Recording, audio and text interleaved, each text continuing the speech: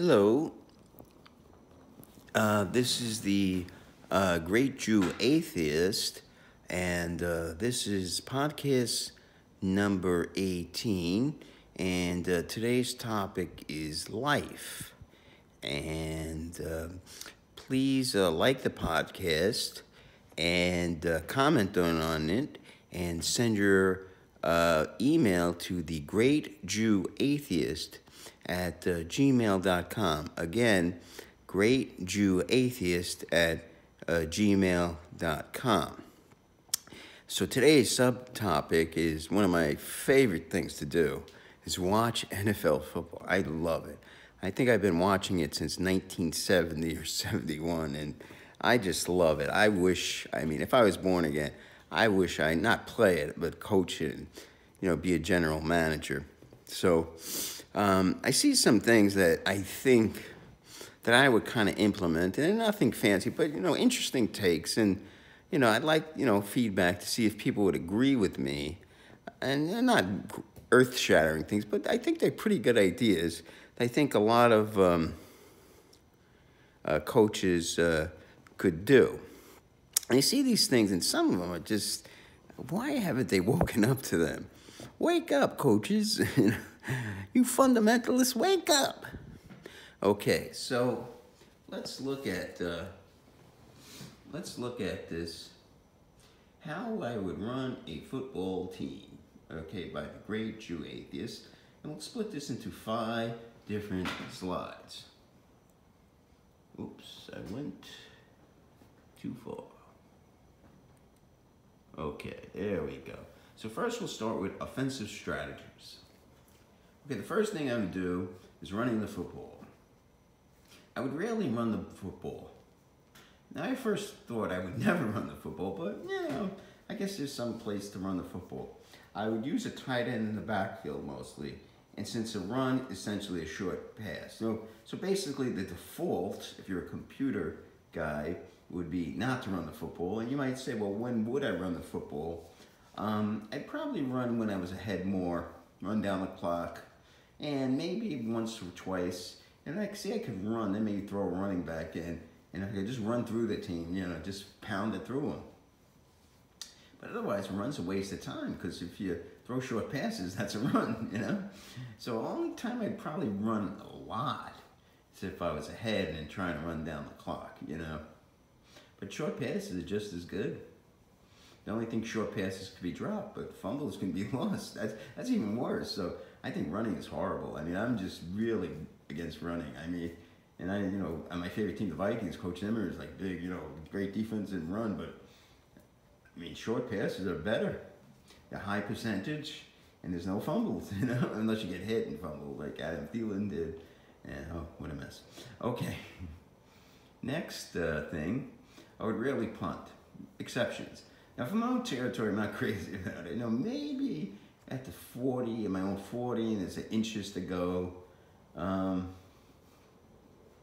from the other team's territory, I'm like in the 40s, and I'm saying the other team's 40 to 50, and I got less than 5 yards. Fuck that. What good's a punt? Go for it. You got 4, you're in all, to me, especially in today's NFL, you're always in 4 down territory, You have 4 downs to make 10 yards. That's the way it is. And, to me, there's so many good offenses that, basically they're so hard to stop. These offensive, because the defenses are just at the mercy of the offenses. And the quarterbacks are protected, the receivers get pass interference. It's just, the defense is at such a, in such bad situation. It's like, the analogy, I can't even think how bad, the disadvantage, the tennis comes to mind where the server has a big advantage over the servee, right?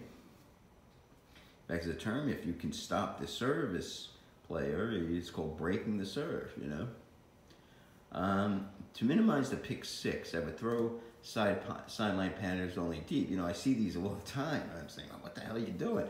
And I see pick sixes. Some pick sixes are, to the middle of the field, but I see pick sixes to the sideline short. I'm saying, what are you doing? Dangerous. I always hear dangerous pass. Yeah, that's a dangerous pass. Throw the ball deep if you're going to throw it on the sidelines. at least if you get intercepted, you have a chance of stopping a pick six. And to me, that's the worst thing that could happen because that's just a momentum changer. That's a killer. And I saw that in the Vikings Saints game this Monday. That's a killer. I mean, that's like, that's just like takes all the wind out of you, That's like the biggest, if there's one play in football that you cannot do is the pick six. I mean, you could throw interceptions, you could fumble, but you cannot pick six. I mean, once you do that, because you're just basically giving the other team, 7 points. When it comes to that, they're going to get 7 points most of the time, and you're giving up your possession. You could be giving up a promising possession too. I mean, here's something you don't see quite often anymore: the Wildcat. But some teams still do it. I haven't seen it that often this year. I think teams don't do it much anymore. I mean, when they were doing it, I was like, this Wildcat's probably 8 or 9 years old. Who knows? Tim Tebow, they used to do it. The Jets brought him in to do the Wildcat. I would never do the Wildcat, especially if it keeps the quarterback in the game. So now you lose one player on the offense. You have a guy who can't play quarterback generally. It made no sense. And here's another thing. Unless, and again, I don't even think, always keep one timeout and you're done. I see a team always uses all their timeouts, but keep one. And you might say, well, what's the reason? And it's so important if you get the ball back to keep the middle of the field open, right? And because now, if you don't keep the middle of the field open, teams could take away the sideline. You take away the sideline, now you're one-dimensional. So it's so important. So if you try, keep one timeout open if you're down. So those are some pretty good offensive strategy that I would employ if I was the coach and or the offensive coordinator. I don't have any defense. I'm not much of a defensive coach. I have my thoughts, one thing I didn't write down, but we'll talk about it. The defensive alignment. Now, I three down line. I like 3-3-5. 3 down linemen, 3 linebackers, and 5 defensive back. Now the 3 down linemen would be 3 nose tackles. I like that. I think that you don't need 4 guys. You need 3, and you need 3 big guys who are hard to move. Because you don't really need pass rushers as down linemen. You need guys who are hard to move, so that the 3 guys behind them who are linebackers could pass rush. And now you got your 5 defensive backs. Because now everything's wide receivers and running backs, running speed guys out of the backfield. So I would blitz on the ability to get pressure. First, I'll try 3 guys. Why not? I get 3 guys to get pressure. I've seen that before. You really got problems. In the offense, if you get 3 guys you can get pressure with. I would try that. Then 3 guys not working. 4.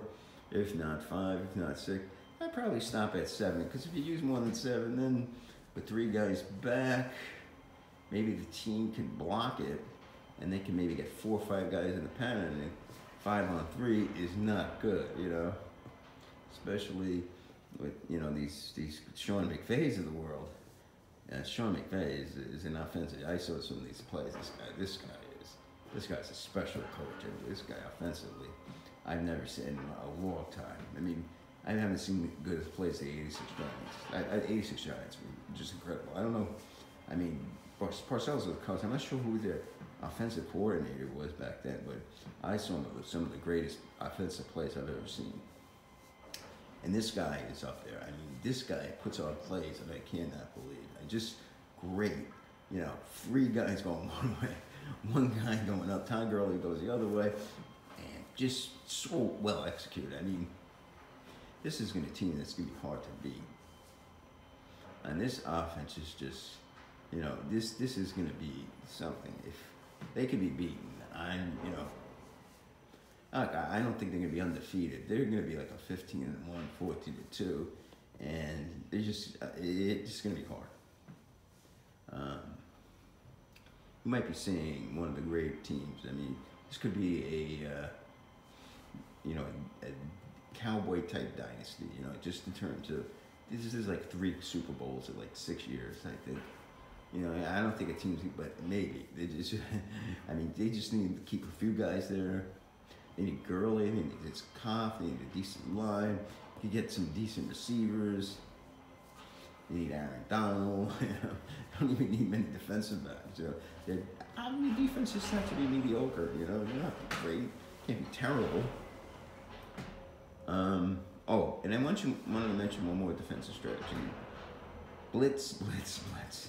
Now, you gotta blitz. I mean, even though I say, you know, again, test the pressure, but you gotta come with blitzes. You know, I mean, even with 3 down linemen, you say rush 5, but you blitz too. And you put guys, you know, you line them up, you stack them on the right, and you come from an odd angle because you don't know where the offense cannot know where the pressure's coming. You know, and you know, blitzing is. You say we can get burned, sure, but you cannot let the quarterback sit back there like a hot woman posing. You know, you can't do that. It's just you know you can't let that happen. So you know, blitzing to me is you know again, but you know still you experiment with mount to rushes. You know, because if you get pressure with 3, by all means, but I don't think you could. But if you get 6, blitz 3, you know, hit blitz 3, rush 3. When I say blitz, you know, take them from, put 3 on one side, none on the other side. Put 3 up the middle, you know, just all odd types of angles, you know. And, you know, I don't know why what teams don't do it. I know some teams do it, you know. But yeah, the Rams are just, I don't know, this guy's a genius, this McVay. And, you know, he is really impressive. Okay, not much on special teams. I love onside kicks, you know. Teams do them at the wrong time when they're down and they're going to lose. I would do an onside kick once a game, especially if they're behind. In third quarter, you're down 20 to 13 or 20 to 10. That's the time you do the onside kick. Not when it's like 2 minutes left, it's 20 to 10, and you really need to do one. You know, that's the worst time. Like here's something I see all the time: a guy takes the ball out of the end zone for kickoff return, and this, I mean, maybe 8 out of 10 times, either he ends up before the 24 lanes, he fumbles. Once in a while he makes pass, but when he makes pass, it's not worth the risk. He gets to the 30. So. You know, special teams. I don't get this. You know, this you see this all the time. Okay, so let's go to the next one. Coaching. Okay, got a lot of items here. Okay, here's something I'll never understand. I would never take a timeout to save a delay of game penalty, except if I was at the goal line. Now, you know, to me, like I see this all the time. Like the team will be running out of time. And it'll be on their own 43-yard line. It'll be 2nd and 10, and they'll take a timeout. And okay, so now you lose a timeout. So, and timeouts are like gold because, you know, especially in the second half. And you take one, now you only have 2. Now the alternative is 2nd and 15, which isn't that bad. You know, it's not that great. You know, it's 5 yards, which could make a difference, but. I see teams all the time. It's like, what are you doing? You know, timeout is so valuable, especially in the second half, because you don't know when you need one. You know, because you could be down, and a timeout could be the difference between winning or losing the game. Now, 5 yards is never winning or losing the game. Now, the only exception to say that you're at the goal line, either at your own goal line or at your opponent's goal line, because at your own goal line. 5 yards can make a difference between getting a safety because you might get half the distance to the goal, and now you're so close to your own end zone, you might not be able to get it out. Well, by the way, that's another thing, you know, don't be scared to take a safety. If you're at your own 1 yard line, your head maybe, and I'd say more than 11 points, or 12, you know, 12 is a good, because, you know, that's 2 scores. Take a safety, yeah. Because really bad things can happen, you know, blocked kick, blocked punt, touchdown type things. Okay, at the other goal line, obviously, sure, it's a 1st and goal at the 1, delay a game. Now it's, or 3rd and goal at the 1, you're running out of time. Now it's 3rd and goal at the 6. So, that might be a situation. Oh, yeah, that's a double. The Wildcat. Okay, so forget that one. Oh, God, I think I did that one too. Okay, then this is a new one. Okay, so kind of fucked up on that. Okay, throw the ball deep at least once each possession. I really love this. This was called a Randy Moss rule. Okay, John Madden is, I think, the greatest play-by-play announcer in any sport. Even though he's kind of like full of himself, and boom, man, boom. But he was great. I always miss him. He's so good. I mean, they should have a computer. Have this AI stuff. I was listening to Sam Harris. They should have a computer pick him up and replace Chris Collinsworth. I think Chris Collinsworth is good though. So, why do you throw that? I gave 4 reasons. I think they're pretty good. Throw the ball, try to throw the ball. Sometimes you might not get a chance, but I think most times you could. Let's say, you get a first down in the first play, and then you get, but I think almost any possession you could probably find one. So maybe not everyone, but, well, first thing, it loosens up the defense, so now I got to worry about deep threat. Say back up, and that gives you more room for the receivers to run. Probably the best reason, you can get a pass interference penalty, probably the worst penalty in all of sports, who has a 50-yard penalty? And my theory is that how do you even this up? Well, if you get an offensive pass interference, the defense should get the ball, or it should come out equitable. The penalty should be 15 yards unless it's so flagrant, like it's almost like a penalty shot. So unless it's like so flagrant, like a takedown, if it's just, minimal pass interference, it should be only 15 yards. It's just like a grab or something, 15 yards, right? But if it's a takedown, then it'll be with the spot of the ball. I think that would be much fairer. It's just such a ridiculous penalty. But of course, offense sells. It's like religion sells, atheism doesn't. There's a God, he's wonderful, heaven's wonderful. Another great thing about throwing it deep, if it gets intercepted, it's hard to return it that far. I don't see many, 90-yard interceptions. They could happen, but it's like a punt. Usually when there's a lot of guys around, they'll get taken down. It's like a punt. And the best thing, it could be caught. So, okay, building a team. Our final topic. Drafting. Okay, so here's my idea of drafting, and basically, you don't have to be followed in order. Maybe if a running back is God, he's in the first round, you take him. But I've always been down on running backs. I think they're fungible. You can get a good. You have a great line, you open holes. There's a lot of great running backs out there. And they don't last long. And you could pick pick a real dud. The Toby Gerhardts and the Blair Thomases of the world are waiting for you. And you pick a dud at running back. That's really bad. Because that's the worst position in the world. So what do I think the importance? Now, they say the early rounds, 1, 2, 3. So I like to go for offensive linemen, cornerbacks, and safety. So basically offensive linemen, defensive backs. And I'd say, you don't have to start with offensive linemen, defensive backs, cornerbacks. And probably go with the best player available, my theory is in that. But, it's John Madden who said offensive lineman was the most important thing on the team, and I agree with him on that because you look at the New York Giants. They're 1-7 right now, by the way, and their offensive line is atrocious, and the results show. And if you have a poor offensive line, and I'm sure they have good coaching, because coaching, to me, isn't, especially on the level of the line, the lines, the backs, it's not much of a difference. So, to me, the coaching would make that much. So I just think this is such a lack. To me, that just doesn't make sense. How can there be such a horrible lack of talent on their line? And that just shows they did not make good picks, or they did not pick their lineman high. To me, that should be their first pick, lineman or cornerback. Cornerbacks are really. And who said that? Al Davis. So you're talking some pretty smart guys. I mean, they were Oakland Raiders. I mean, they're a very successful franchise until very recently, and they don't have Al Davis anymore.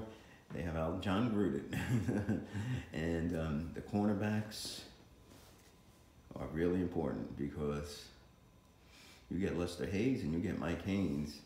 That's what Buddy Ryan says. I'll show you a defense that will be unstoppable. That will be, you could not score points. And I agree with him because he had an unbelievable, like the best defense I've ever seen. And maybe you add those two, Mike Haynes and Lester Hayes. I was thinking of Leslie Frazier and Mike Richardson, quarterbacks in the 46 defense. Okay. Okay, second, now I'd say 4, 5, 6. Receivers, defensive linemen, and quarterbacks, okay? Now, again, any order, and again, quarterbacks you probably don't have to draft every year. You don't have to get yourself a quarterback every year. So I'd say receivers 4, 5, and 6, and defensive linemen, maybe once every other year. Depends how they turn out, you know. You only need about 3 quarterbacks in the roster, and maybe get one in free agency. You only need 1 franchise quarter. I mean, you get a Tom Brady, he lasts 21 years, you know. It's that good, you know. And running backs. I mean, unless he's like, well, even Saquon Barkley, I don't know if he's worth it. So look how bad the Giants are, and they have Saquon. This guy's unbelievable, and he's really good. Just, you know, this guy could be one of the greats of all time. We have a good Barry Sanders, and I think he won 1 playoff game. It just shows you, how, you know, in terms of winning. I mean, he was a great guy. He was the most. You know, it's funny. His penultimate season, his second to last, he was just. I mean, he was breaking off 80-yard runs, and no one could stop him. I mean, it was just the most unbelievable thing. This guy was just the most unbelievable player I've ever seen. I mean, he's great for the game, but if you want to win football games, running backs do not do it. You know, because they cannot win you a game. A quarterback can do that. And again, quarterbacks are a dime a dozen. There's a lot of good ones. And quarterbacks usually get better as, you know, they're not really ripe. You know, I don't know that Sam Darnold, though it's so great, time will tell, but I don't think he's going to be so great, you know. And, you know, so like who knows who's going to be like Kurt Warner was a great quarterback. You know, he's working in the supermarket. Right now, you're looking at, you know, how to build a team. How important is speed? You know, they take the 40-yard dash and they say, well, this is important. Now, in offense, I always felt it was a little overrated. Not to say, you know, speed is always important. But on offense, the player knows where he's going. You know, by the way, Jerry Rice was, you know, wasn't picked early on, even though the 49ers did move up for him, because he only ran a 4.6 seconds, 40-yard dash. It's pretty good. I mean, I don't think I could have done that in my early. I think I ran a 5.3 in college. So you'd have beaten me by 7 steps in only 40. That's fast, you know, but not super fast. And that was slow. So it's really overrated. Jerry Rice, you know, I'd say he's a second grader. I mean, a lot of people put him at the top. Maybe Jim Brown or Joe Montana. And he's probably tied for second there. The only thing might, you know, the greatest player of this last thing, I think it's Clay Matthews. I mean, no one ever talks about him as one of the great players, but I really think he is a great player. I mean, I don't know, you know, he kind of gets lost in the shuffle, you know, and I don't know why. I mean, you know, he's not, you know, he doesn't come up with like the Lawrence Taylor kind of conversation or the Dick Butkus kind of conversation. We talk about linebackers, but he is unreal. I mean, you know, just watching him in like the Rams game, and he's just and he gets to the quarterback, and he is a force. This guy, and at 32, I mean, he is just unbelievable. This guy. And he's never gotten his due for some reason, and he's a good-looking guy, too. I mean, he's 6'3", he's muscular, he has that blonde hair and that bun. I mean, he won the genetic lottery, I think, this guy. Now, how about speed on defense? Okay, Now, here is, I think, it's underrated. Defensive player have no idea where the offense is going. So it's really important. I think, if anything, it's underrated. And this, of course, is called, did I say recovery spit? Need more proofreading. So if you have proofreading skills, please contact me at the Great Jew Atheist at gmail.com. Okay, so recovery speed. And, again, if I'm drafting defense, which would be in rounds 1 through 3, 4, 5, 6, 1 through 6, okay? And of course, free agents, I will be looking for you and your speed, okay? And of course, quarterbacks, speed is of the premium, and wide receivers, not so much. Defensive linemen, good speedy defensive line, especially edge rushers, can be really, and running backs too, but